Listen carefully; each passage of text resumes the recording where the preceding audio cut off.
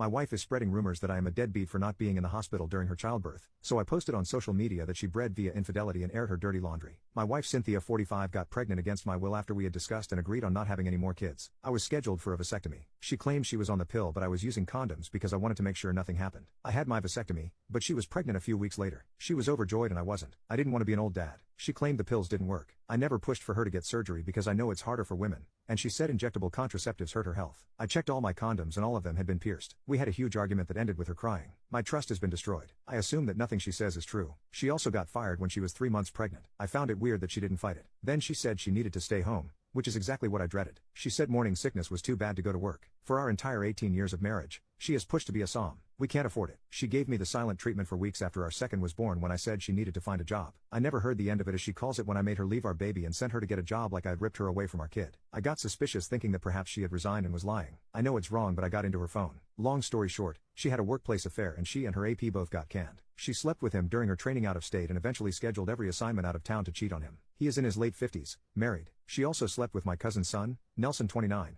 And he's a substance addict. I saw and heard messages between them. He would come to my house when I was out. I have asked the neighbor and they confirmed. My neighbor said Nelson would show up sometimes 2 days in a row when I was out. I checked my schedule and it could have been when I went to Ohio for 3 weeks. I came home on weekends, but everything seemed normal. What's worse is that Nelson calls me uncle. I let him stay over a couple of times. She also used our own kids, our 2 youngest, as leverage, promising that he could see them if he didn't pressure her, and kept his mouth shut. So she obviously put him in some type of a stepdaddy role. She told him the pregnancy was his baby. I hate him, but I think she manipulated him because he has zero relationship with his parents or his siblings, and he kept texting her about how she was like home to him. I lost it and woke her up. She tried to claim that she was SA by both men, then said she was pressured into it because they threatened her. I confronted both men. I reached out to her ex-coworker via social media, but he blocked me after a couple of exchanged messages. Nelson did get belligerent, and it could have probably ended in a real fight if I had him in front of me. The paternity test came as negative. I moved out and got a lawyer. I refused to be at the hospital during childbirth. It was a stillborn. I was shocked. Even if it wasn't mine, it felt dark and strange. I offered my kids emotional support but didn't allow her to cry to me. I had to get a court order to get a DNA test on all our kids. They are mine. A few weeks ago, people on Facebook started asking questions and attempting to call me out for not posting anything about the baby. I think she might have told someone that I wasn't present at childbirth because a couple of people came at me. We are getting a divorce, and I'm very angry that she's still trying to milk it. I told each person the truth separately, but eventually got fed up with looking like the bad guy and wrote a post saying thank you to everyone who has reached out to insult me. But the baby was not my child as per the paternity test. It had to step away from social media because of it. Her family called me,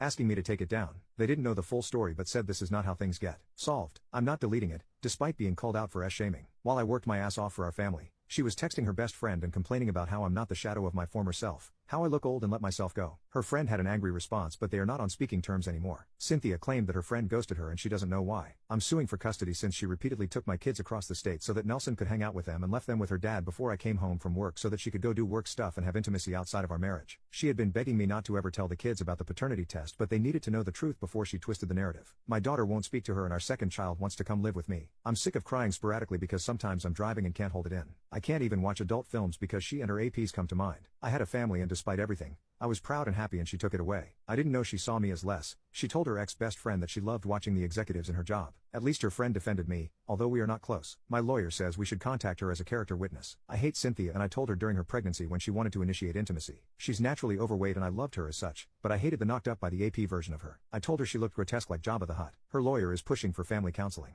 I would only agree to civil co-parenting but nothing oriented at the couple's reconciliation bullshit. She calls it a mistake, but to me, she bred via infidelity and created an entire human being and I will never forget that.